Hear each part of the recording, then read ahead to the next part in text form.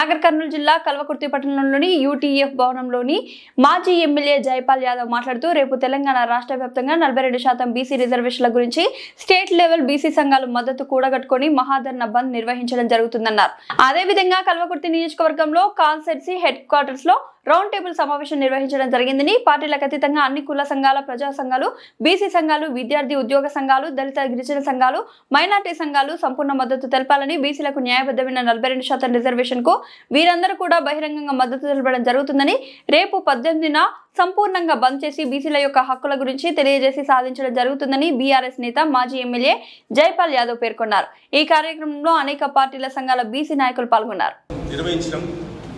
ఇక్కడ ఉన్నటువంటి 7 మండలాలు 2 మున్సిపల్ పట్టణాల్లో కూడా బంద్ను అందరూ కూడా పాల్గొని ఇలా పార్టీలకు అతీతంగా అన్ని పార్టీలు, దాంతోపాటు కుల సంఘాలు, దాంతోపాటు ప్రజా సంఘాలు, దాంతోపాటు బీసీ సంఘాలు, విద్యార్థి సంఘాలు, ఉద్యోగ సంఘాలు, అన్ని సంఘాలు కూడా, ఇలా దళిత సంఘాలు, గిరిజన సంఘాలు, వారందరూ కూడా మైనార్టీ సంఘాలు కూడా మాకు సంపూర్ణమైన మద్దతు ప్రకటించి